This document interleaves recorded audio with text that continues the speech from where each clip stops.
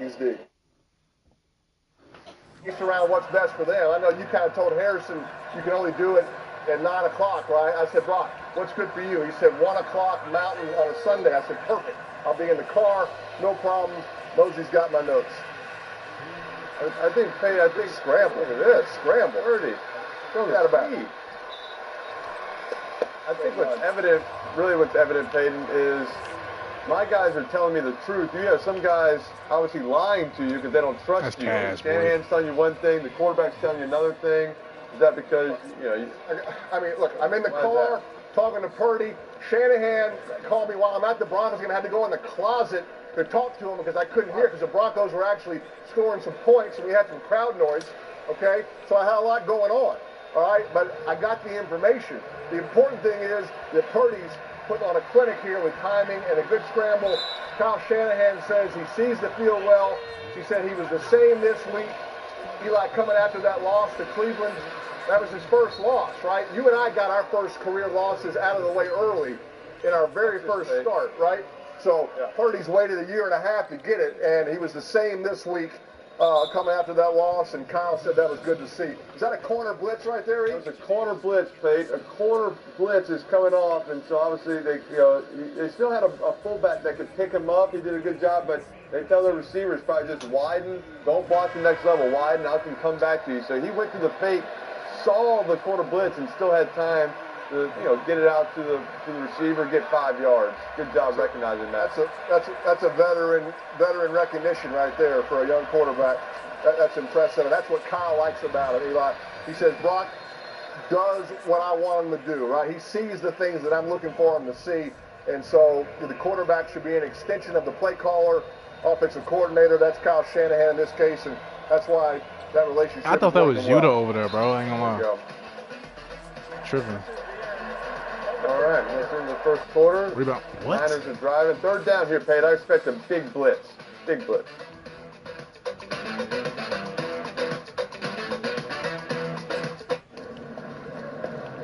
Yo, will you come set the screen, Drew? Please. Bro, I told you I was wearing the gold leather. You know I just got this. That's exactly why I told you I was wearing mine. There's no way you told me. Yes, I did. No, you didn't. We can check the replay. Do it. This What Really Happened replay is brought to you by Progressive. One thing no one would challenge, saving money when you bundle home and auto with Progressive. Should I take the hat off? Take the hat off, the shoes, everything. Yo. You look stupid. Chipotle's carne asada is back. It's our most tender cuts of steak, grilled and seasoned with cumin, oregano, and coriander. Finished with fresh lime and hand-chopped cilantro. Carne asada. This is our best steak ever. Only 2 years of high school? How'd that pan out? Come on, give me a shot, please.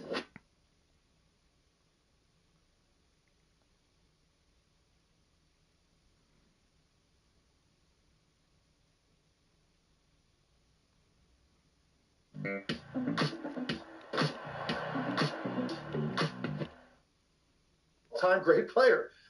So for me, the focus lies on where else does the growth need to come from? And I think it's Jonathan Kuminga, JJ. I think he's a guy that when I saw him in Las Vegas first time before he started playing for the Warriors, I said, this guy is going to be a future All-Star. And I've been sort of staying with that. I haven't given up on that. I think at times the Warriors. I love this, Tim. Yeah, I love that you're willing to provide that take. I love it. Yeah, I love it. And I'm staying with it. I think Jonathan Kuminga. Now, look, there are some things that I don't know, and certainly the guys in the organization and some of those guys I know pretty well. They're not gonna tell you and let you peel back the curtain if for some reason like Jonathan Kuminga is just not a worker. If he's not a grinder, if he's not addicted and obsessed with being great, then that won't happen. What I just said. That's something that hasn't been revealed about him. So I'm not gonna make the assumption. I'm gonna make the assumption this guy wants to be great, and the physical tools are there. Here's what I think has happened to him, JJ, in the first couple of years here. And you got to remember, this guy just turned 21. Yeah. He's going to be 21 the entire season. Okay, so that's how young he is, and sometimes you forget because he's been in the mix now for 2 full seasons. And you're watching him, you see these flashes, but the truth is he's 21 years old, and this is going into year 3. And where he has to show that growth is the consistency, the trust. I think Steve Kerr and that coaching staff, they start to lose trust in Jonathan Kuminga as the season goes on and in pressure situations. You look at last year, he had a pretty decent regular season for a 20-year-old, right? He averaged just about 10 points a game. He was in the rotation every single night, playing 16 minutes. Some nights playing 25 minutes. Gets to the postseason, he plays 10 games, averages 6 minutes a game. They lost trust factor in Jonathan Kuminga as the year went on. So that breakthrough has to come there. He's got to force them to trust him. He's been sensational in the preseason. Oh, God. So good. We all know what that means. I mean, he's getting a lot of opportunities. He's getting a lot of touches. He's relevant. He's important. He's the guy that they're going through at times because they want to see that elevation in his confidence level and the trust factor build. This is a huge year for him. And JJ, here's why. They need his physical package. This is not a team that's overly athletic. Last year, I thought they looked so small. When they would go with their smaller lineups, they were getting thrown all over the place. They didn't have wings with length that they had before. When you had an Andre Iguodala, you had a Sean Livingston. You're going to guys like a Dante DiVincenzo. You're going with a Jordan Poole. It's just a smaller look out there. And they got manhandled at times. Jonathan Kuminga can answer some of that. He is 6'7". He's one of the best athletes in the NBA. He's got great wingspan, great length. I think he has the ability to become a really, significant, impactful defender when he becomes more conscientious about that. They need his size, his length, his athletic ability, and his growth to be able to get into that category, I think, with teams like Denver and Phoenix in the Western Conference, potentially even the Lakers. He, to me, is even more important than Chris Paul because I think I know what I'm getting out of Chris Paul. I'm not sure about Kuminga, and I want to see that big leap this year, where he goes and he averages 14, 15 points a game, and he's on the floor for 25, 30 minutes in playoff games. That's the next step for him, and that's the next step, I think, for this franchise to have another significant run in them. We mentioned this with Kuminga on the Old Man and Three Things. I believe it was either last week or the week before, but he was shooting well over 50% on 6.5 3-point attempts a game through the first 3 preseason games, I believe. It's small stuff for me towards the end of last season. That's stop. I got excited about because I think the Warriors are going to play a certain way, even with the addition of Chris Paul. They're not going to go away from their core identity, right? Whether that's the split screens, using the attention of Steph to create 4-on-3s on the backside. Draymond with a shot. It's small stuff, but on a baseline drive, Kuminga's in the opposite slot. He makes the face cut for the layup. They put 2 on the ball. Draymond's going downhill. Kuminga's in the left corner. He makes the back cut out of the corner for a finish.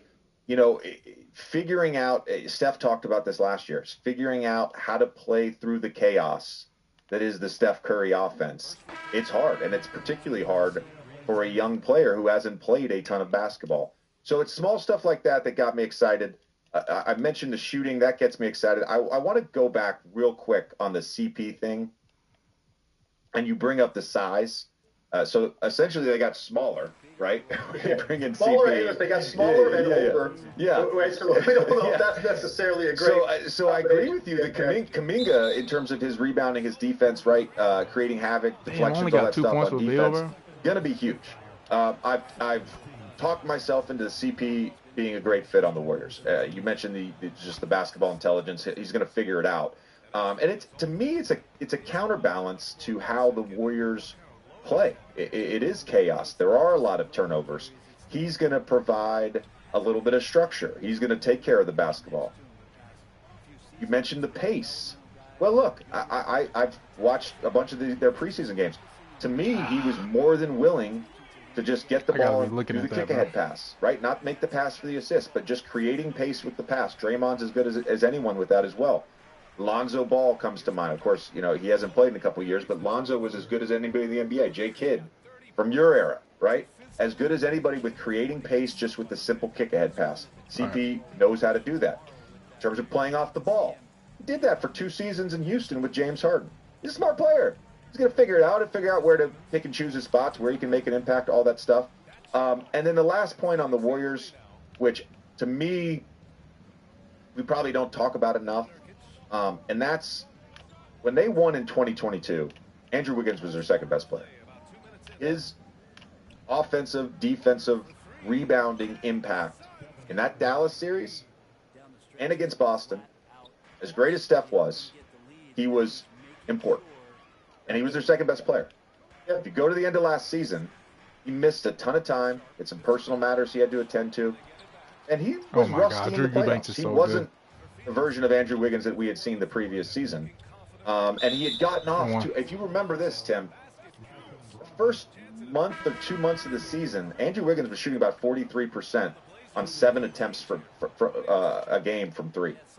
And then he has as an injury, comes back, rusty again, and then misses a ton of time. So he didn't really have a complete NBA season last year. So you talk about size. Him, Kuminga, Draymond with his wingspan, it certainly, alleviates some of that pressure that they have because they play smaller guards. I'm going to stay real quick, Western Conference, because I knew we were going to do this, Tim. We're gonna have a problem trying to keep this show to 30 minutes. I'll be honest with you. We're gonna have a problem because you and I can riff on this stuff all day. We're gonna have to ask for a waiver. Try to make these episodes a little bit longer. I want to be quick. My big what if centers around Chris Finch and the Cat Rudy Gobert pair.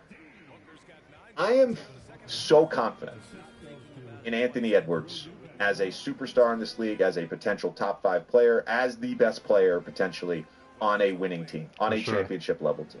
I'm very confident in that. Confident in that because of how he played last regular season. I'm confident that how he played with the World Cup team. Go back to that Denver series in the first round, 5 games. A little under 32 points a game, 5 rebounds, over 5 assists. You're not fat, but you're fat. You're not fat per game. Shot 48% from the field, got to the foul line 8 times a game. He's a bona fide superstar.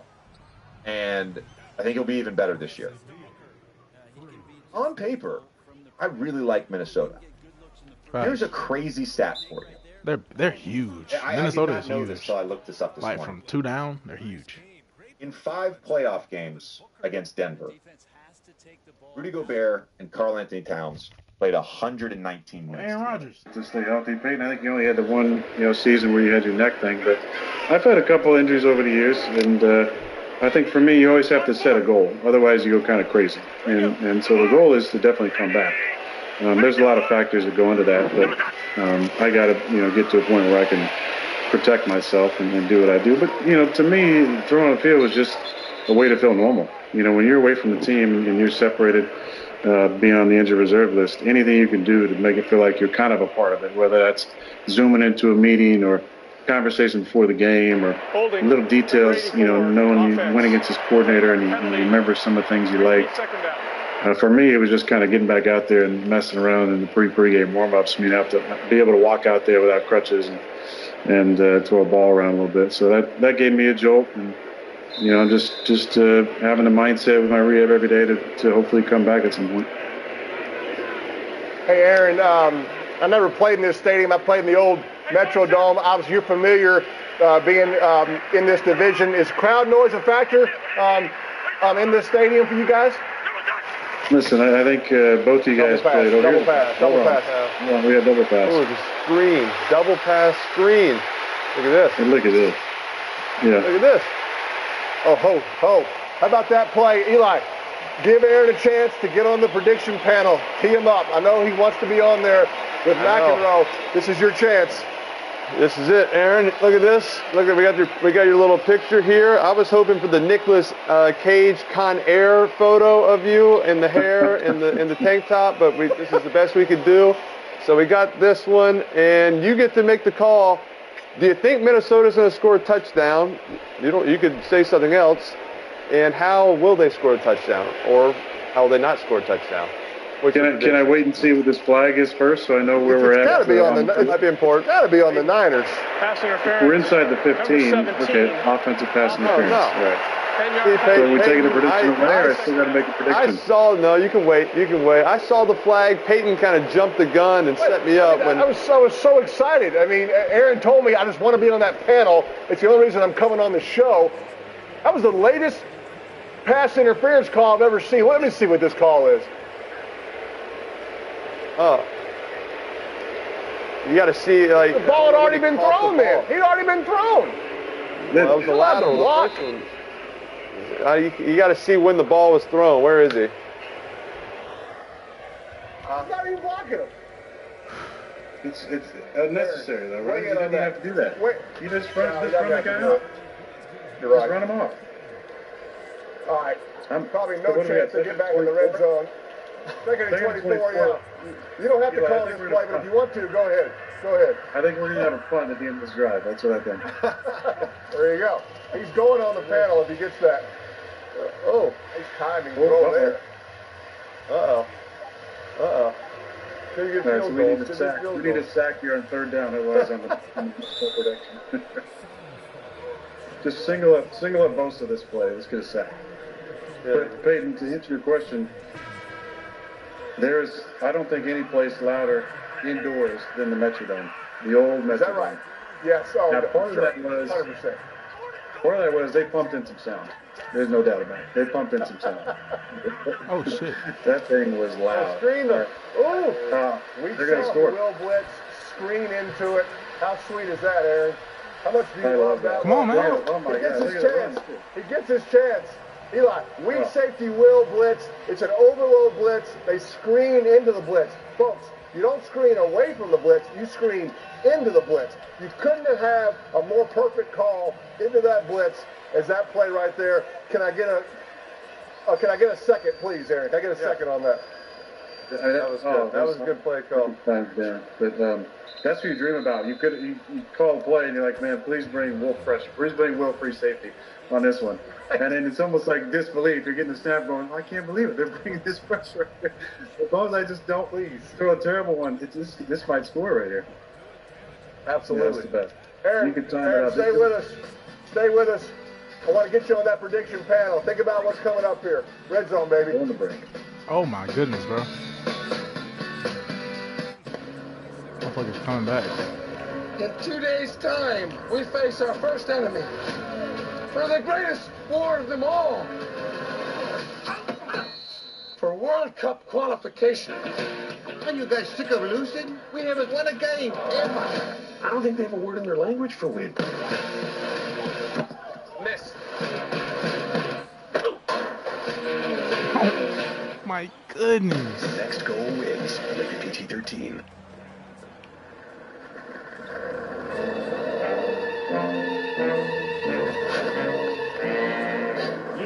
Go down in the woods today, you're sure of a big surprise. Yes. If you go down in the woods today, you'll never in disguise. For every bell that ever there was. Is he actually finna make both of these? You know how many minutes they played together in the regular season? How many? The entire regular season. 128. And when we talked to Chris Finch at the beginning of September, this was a big point of emphasis. And he has to figure out, he knows it, and he spent a ton of time this offseason trying to figure that out, how to make this pairing work. And from what I saw in the preseason, I think they did a great job of getting the ball to Karl Anthony Towns in space, figuring out ways, whether it's a simple flare screen, almost like an Iverson cut, getting him on the move a little. Working together from anywhere, we can go beyond where we've ever been. But just so that he has more space to attack. He's played his whole career as a five-man. He's attacking closeouts, right? He can beat some five men off the dribble. They give him space. He's shooting threes. And last year, I think, was a big adjustment for him. And he was hurt for a large chunk of the season. So I'm not ready to give up on the Chris Finch figuring out the Rudy Gobert, Karl Anthony Towns pairing, and this team ultimately becoming I'll call it now, a home court team in the Western Conference playoffs with a real chance to make a run. Damn, he got out there quick as hell. I love this because I think you're dead on. I didn't even see him leave. About this team.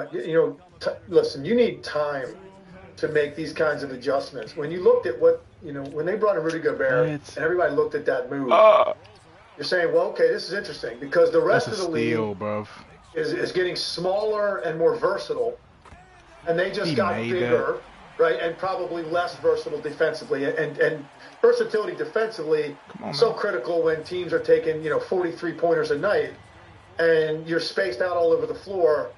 To be able to have guys on the floor that can get, cover great distances defensively on making rotations and get the closeouts and contest at the three-point line is really important. So here they go and they get bigger, and that's not necessarily a strength of either of those two guys. And you're saying, okay, well, how's this going to work? They're going to come about this in a very unique way. Rebound. The way that this team looks physically and their profile on the court, and they didn't get much of a chance to really do that together. And this is going to be an adjustment period that you would need when you add something like that. So now you come into this season, you're going to have more time. You're going to have a much greater sample size, hopefully, if everybody stays healthy. By the time you get to Christmas and you're a couple months in, you're going to have a much better idea of how this look translates to winning in the modern NBA, the way that teams are built offensively. And that's what we're going to need to see. As far as Anthony Edwards goes, you're right. Damn. I mean, he's got the entire package. He continues to get more efficient. His shot selection's improving. He still has to continue to get better. I think, JJ, as he, becomes that guy that defenses now are changing their game plan for and overloading toward, now the next component's going to be, can Anthony Edwards beat you on a night when he's seeing so much traffic that he goes for 21 and he gets you 12 dimes.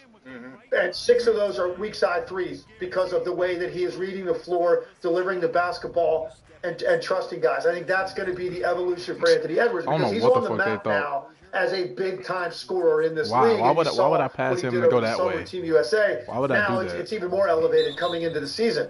So the responsibility that comes with that is to be the guy that accepts being the big name at the top of the whiteboard in the other locker room and what comes with that, and your responsibility and your overall versatility offensively to still be able to beat teams when you see overloads. And that's going to be, what we're going to be watching for Anthony Edwards here at the beginning of the year. I think this is a fascinating team. I want you to give me 30-game sample size, right? So that takes you somewhere into, the holiday season. Let's take a look at what Minnesota looks like at that time. But I think it's a very interesting take on their sort of lurking beneath the surface right now as a team that could elevate themselves into the category of these other teams we've been talking about. I think they're going to be solid. Look at the spacing with the Anthony They don't really have a lot of depth. This is not a rant. They got pretty good players at the top of their depth. And shout out to Nekias Duncan and Steve Jones of the dunker spot, but I do not believe in the dunker spot. Alexander. Place on the basketball floor, not the podcast. I believe in the podcast. I hate the dunker spot. And to me, there's only one time. KD, you were able to clamp down defensively as the game wore on. And that is if what was you the key there? Posting the ball. Well, we stay patient. We can touch the shots. They hit some tough really ones nowhere early else on. to go. I think in a pick and roll, we made a solid adjustment. I'll give you an example. We turned that around, made a great adjustment. We was able to get rebounds to go. And a lot of times, we would run high pick and rolls with Ben in the dunker spot. Patience. That adjustment he's talking about that adjustment that I made to take Kogi out the game and put a bigger big, a bigger body and a more athletic body on DeAndre Ayton. That's the adjustment he's talking about. I went huge, and it paid off. Cause I am a good coach. I'm a good coach, and I do what I can, and I do what I want, and I do what I can, like Lil Uzi Vert. You know what I'm saying? And yeah, that's what happened, man. I put this guy in right here, Drew Eubanks. See how he impacted the game? 12 rebounds, 4 blocks. That's what he does. He's a great player. He's a great role player. One of the best backup centers in the league. That's what he does. He hustles. He gets the job done. So I put him in there on DeAndre Ayton because Kevin Durant was doing a shit job. Put him there to rebound the ball, box out, block shots, and he did his job. He did his damn job. And that's the type of sitters we Phoenix Suns need. That's what we need. Amen. It was so important. It paid off. Thanks, KD. Clay Thompson, right, and then Tiffany. Is it Tiffany Hash? I'm assuming Tiffany is torn her Achilles, right? Because it's the all Achilles night. Because Clay obviously tore his Achilles. Is that the first question, or do you already? Bro, what is that, bro? Fix your mic. The theme for the night. Fix your mic, Aaron Rodgers. Fix your mic. We saw that great picture of you as a young Niner fan. It reminded me of another classic shot of you that I'm told the internet loves. We'll show them side by side when we can here in a minute. But I want to get your comment here. I know what you're going with. Okay, you know what's coming? All right, well, take your time. Patient, we'll get to it. A little motion there. A little bubble screen to Kittle. Hit it up in the seam. Let's take a look at those pictures side by side here. Is that actually your preferred way of wearing a face mask? Oh man, that's good, man. That is really good. Oh, I mean the crazy part is that was a touchdown throw on the right for sure. Yeah, that was a touchdown throw to Cobby in a crazy game down in Arizona. And all my phone had after that game, not like, hey, great win, you guys beat an undefeated team. It was literally that photo. You're an idiot. Look how stupid you look. And I'm thankful for moments like that. It keeps you humble for sure. But yeah, I was a big Niner fan growing up for sure. Yo. Aaron Rodgers. Finally figured out at some point how to wear my. Oh my God, please shut up. Please shut the fuck up. Please shut the fuck up. Please shut the fuck up. Please shut the fuck up. Oh my gosh.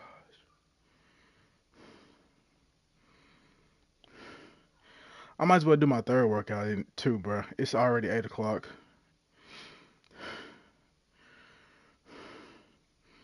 Might as well just do it, bro. Where my shit at? And it just clogged everything up. Now, if Joel's posting, Ben's obviously initiating the offense. He cuts through, he gets the dunker spot. Got no problem with that, right? Generally speaking, I'm the next guy around the perimeter, and nobody's double teaming me, or nobody's going to double team Joe on a post up and leaving me. So oftentimes it's coming from the weak side. You can get 2-on-1 action back there. So if you're posting the basketball, and let's say it's Karl Anthony Towns, put Gobert in the dunker spot. The thing I'm watching in their offense is and Chris Finch wants to play 5 out. He wants to play delay action, right? As they're running their normal offense, non-post-up offense, and Gobert set to pick and roll, where's he going if he doesn't get the ball? That is literally what I will be watching with Minnesota. To me, all the guys that are non-shooters, right, get them behind the line. The best thing that they can do off the ball is get a kick out and go immediately into a dribble handoff, or screen away, right? Set an off-ball screen. Anthony Edwards is getting downhill. Rudy Gobert's over in the corner. Their defenses aren't paying attention to him. Go set a flare screen on the guy at the elbow, the X guy, right? There's so many things you can do creatively off the ball with non-shooters. Stop putting them in the fucking dunker spot. That's what clogs it up. When Anthony Edwards was complaining at the beginning of the season last year, you go watch. Gobert's just hanging out in the dunker spot. Get him out of there. There's other things you can do with them. Right? Weak side, they kick to him, go DHO with Mike Conley. All right? The other thing I want to mention with Minnesota, they did not have Naz Reid and Jaden McDaniels in that playoff series. Naz had gotten hurt. Jaden McDaniels punched a wall. So they were missing them. And it's interesting. I've seen a bunch of player interviews this offseason. Guys being asked, who are the best perimeter defenders, And they name 3, 4, 5 guys, whatever. Jaden always gets mentioned. He's another sort of X factor for this team. All right, Tim, let's wrap up with your final what if. And I think we could do an entire episode on your final what if because it is unresolved. But I want to hear this. It is. And look, JJ, to this point, pretty much our entire focus has been on the Western Conference, right? And I think the reason for that is we look at the East. You've got Milwaukee and Boston. We know what they are, certainly. And you say, man, just nobody really stacks up when you're trying to get them into the conversation. You got the Knicks out there. You got the Cavs out there. Like, do you really buy in that they're going to be able to get on that level? So for me, to make it interesting in the East, there's one other team, and you sort of just mentioned a couple components there with this team. That's the Philadelphia 76ers. And they say, well, where's that coming from? With all of this turmoil and everything they're dealing with James Harden, coming out of the summer, demanding a trade, still on the roster, force him into camp. Now he's just missing days. Nick Nurse doesn't know where he is. How are you going to put Philadelphia in this mix? Well, it's simple. If two things happen. One, James Harden gets moved. I don't see this being a situation that's going to resolve. Talk about what you like about his game. Yeah, I was actually just at getting. Yo, his mic is still fucked up. Oh my god. How as a production do y'all continue for him to talk with that mic? Now, James Harden's market value is greatly diminished, and I don't know what necessarily the Sixers would get in a return. We only had 9. It's certainly not going to look like a guy that's a perennial all-star caliber player for James Harden. I just don't believe that that's his market value anymore because what teams are looking at with him. One, he's been breaking down physically. Two, he does not play well in big moments in the playoffs. And 3, he's actually a guy that now is sort of diminished what he was as a top-tier player in this league, as an MVP caliber player. So all of those things have dropped off, and you've got to change your entire style to accommodate him. So you add all that up. I don't know what his market value is, JJ, but let's just say they're able to move him and get back some pieces that identify what you need. Maybe it's more shooting. Maybe it's a little bit more length defensively. Okay. So you can move him. At some point, he will be moved. You get back those kinds of pieces. The second piece is even more important. Look at him. It's Tyrese Maxey. And here's why I say that. Do we know what his ceiling is? We do not. I think we all like Tyrese Maxey a lot, right? We love the bounce he plays with, the speed, elite level end-to-end player. He's turned himself into a big-time three-point shooter off the catch and off the dribble. So Tyrese Maxey is elevating himself into that category of a guy to say, hey, man, this guy potentially could be a star in this league, but we don't know yet because he has lived in the shadow of Joel Embiid. He lived in the shadow of Ben Simmons. He was living in the shadow of James Harden. So he's lurking in the shadows and still having these sensational nights of electricity. Well, what if it turns out he is the guy? He is that good. So now if you've moved Harden, you've gotten back pieces that actually round out your roster even better and make you a more complete team. And Tyrese Maxey is given the basketball, and he turns out he is a star. Well, now Philadelphia, because of the unique nature of Joel Embiid, how many games have they played? And they're the only team in the league that has one of those. They played 2 games. Now and he's Philadelphia is that 51. team to me. Based on the top talent on their roster, that's the team I look at and say they can make things interesting for Boston and Milwaukee. But they've got to get out from this James Harden drama. They've got to move on from that, give the ball to Maxey, and bring in some pieces to round out your team. And I think also, by the way, one more component, JJ, you and I talked about this. I think James Harden's ineptitude in big spots in the playoffs since he got to Philly has dramatically affected Joel Embiid. You can see his shoulders drop. He puts more pressure on himself. Overall, it doesn't show great leadership qualities when Harden is in those moments when it's obvious he just is not going to have it tonight in a big spot. Joel Embiid has not risen to the occasion. He's actually allowed it to affect him and dragged him down as well. So now both guys aren't playing well at the same time. Well, now you remove yourself from that, and you got a guy in Maxey that shows that he can be a big game player. He's going to be here. I'm going to be here next to you tonight, Joel, and we're both going to show up. Maybe that elevates Embiid too, to know that you actually have a guy with the basketball most of the game that's not going to run from the light. And I think that's very, very important for Philly. So to me, they're a fascinating team only if, though, they move on from Harden and Maxey is that guy that he's going to need to be to get into the conversation with Milwaukee and Boston. All right. It's an interesting thought. The James Harden's play at times could potentially be bringing down Joel Embiid. I'm not going to expand on that because we are sort of out of time.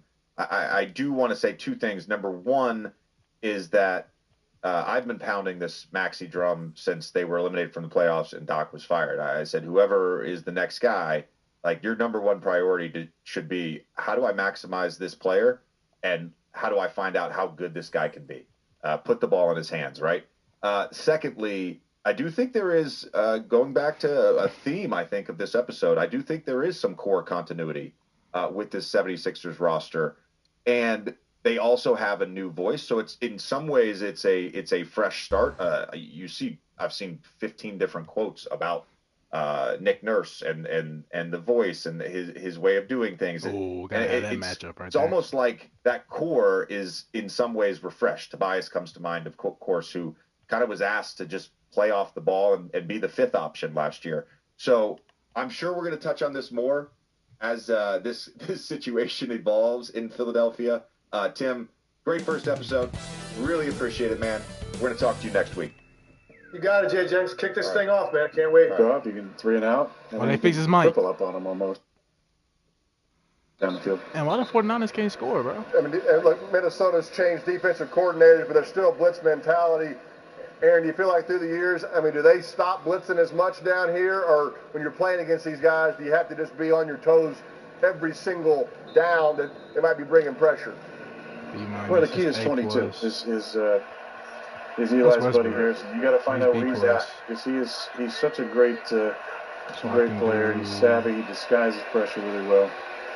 Did you have tips on him, Aaron? Did you have tips on like when you think he was blitzing versus fake blitzing?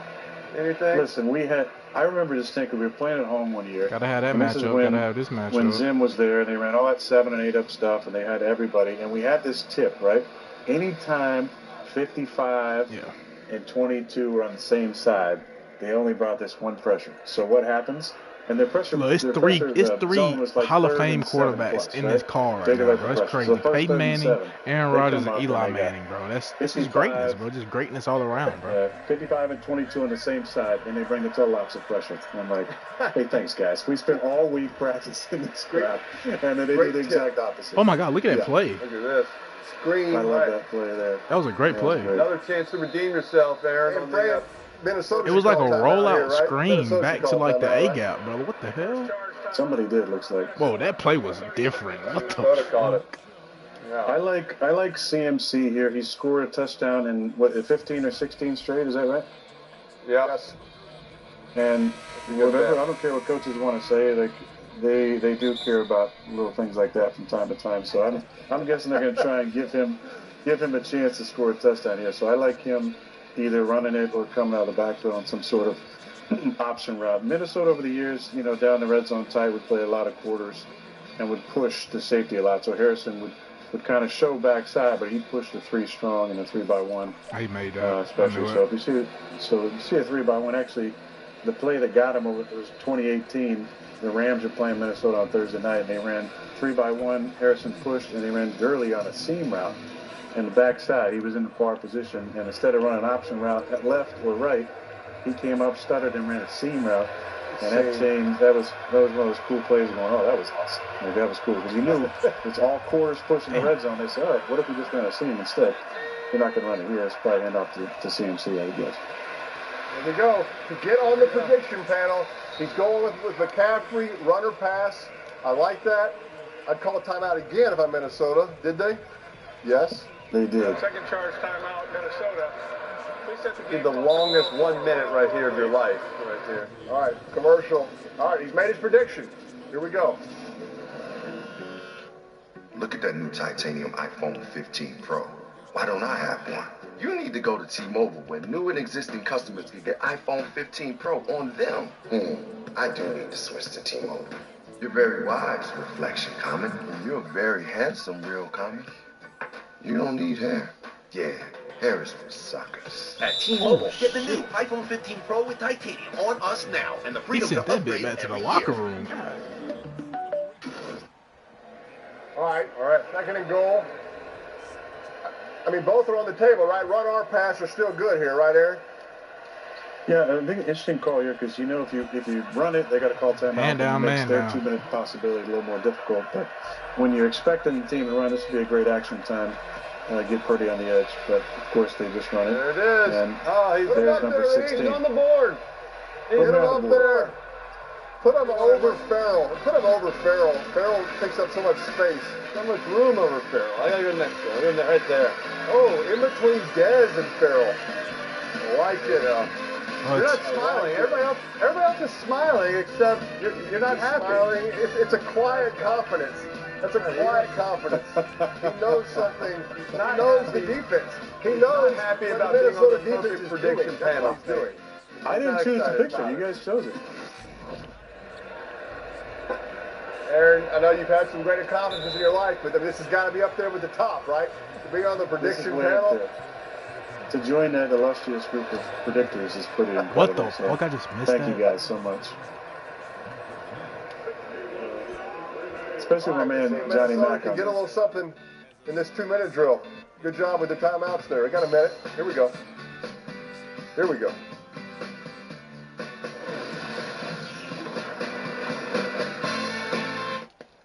Good morning. Dad?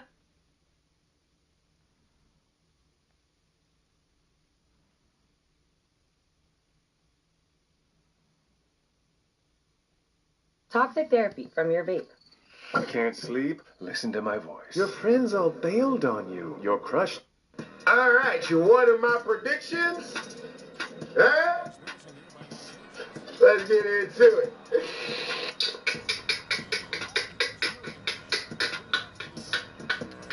I won.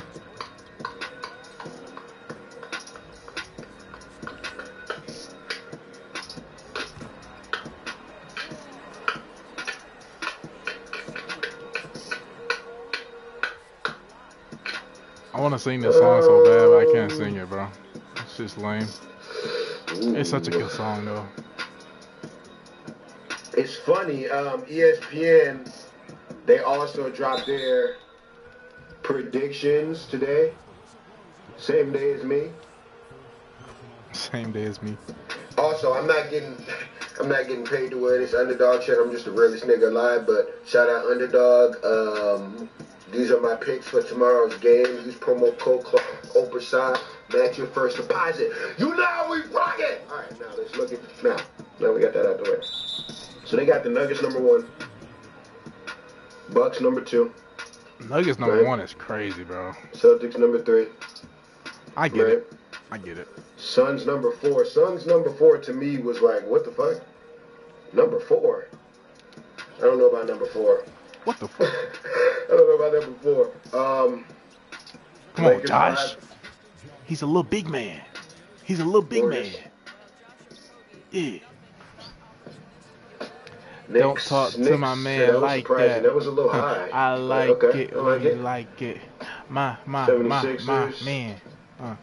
We don't know what's going on with James Harden, Cavs. Yeah. Don't talk to my man like that. I'm gonna show their top 15 real quick. I like it when you like it. Clippers. My man. Kings. My man. Thunder. I don't care what you want. And I don't care which one you want. Oh, that's cash. Bro. So that's their top 15. So, usually we do like overall like records and shit. I'm not doing that this year. We're just gonna like. I don't think that the Pelicans are gonna be better than the Grizzlies. I don't even see nobody guarding him. I didn't see anybody. That's why I shot that. I don't see the. I didn't see anybody guarding him. I ain't gonna lie. Kings better than. I don't know why they always leave KD wide open. Probably. Just because they don't have any coons. Nope. What the fuck you thought this was? Alright, so let's move this up. Who do I have at number 2? I'm not sure. I think probably Lakers. I probably got Lakers number 2.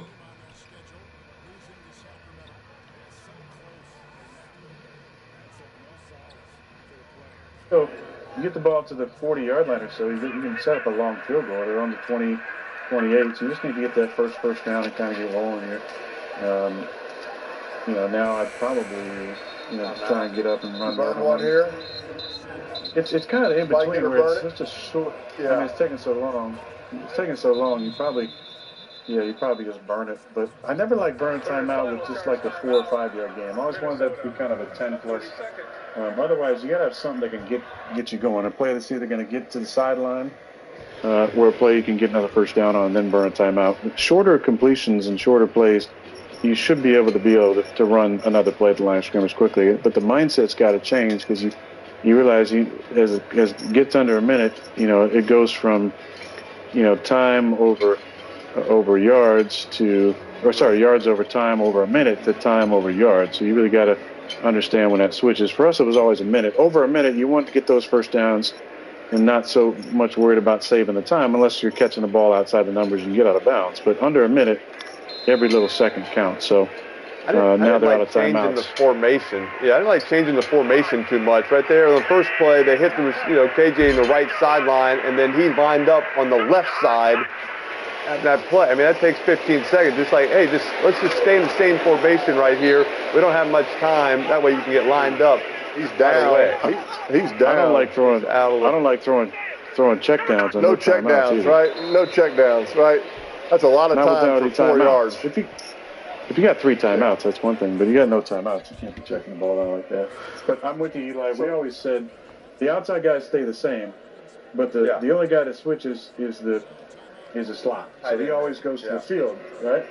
He always goes to the field regardless. You can set the tight end because he's always with the interior guys.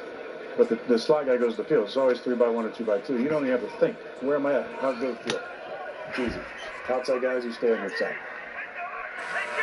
Something over the middle here and spike it maybe with 1 second left. Well, you need some sort of... Oh, he stole it from him. He took it back from him. He took it from him to start the game. He said, I'm taking it back. He took it back. I think that was an interception and a fumble. I think that was not a reception. That should go down as an interception and a fumble. Yeah. What a play. What just happened? Yeah, I think run that play. That's yeah, run that one. That play. That was the one.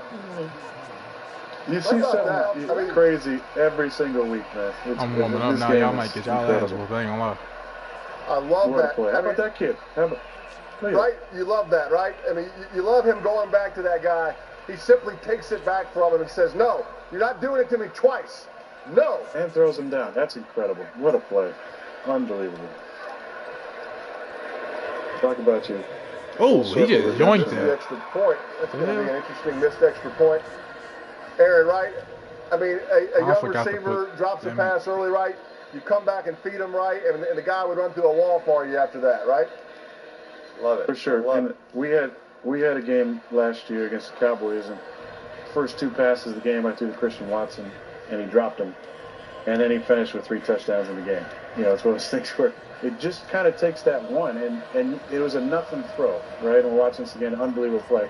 But it was a nothing play, but you focus on it, Peyton. They threw him a little bubble right out to the right, and he got 2 yards. It was just like, hey, you're still a part of this. You know, and I think even that just little thing, and they're showing the full circle here, which is pretty cool. But even that just little thing, like, no, I'm still going to go to you. You're still a part of this. And then look at him now. I mean, 2 touchdowns. Nobody even remembers the first friggin' slant of the game. Exactly. Kirk might remember for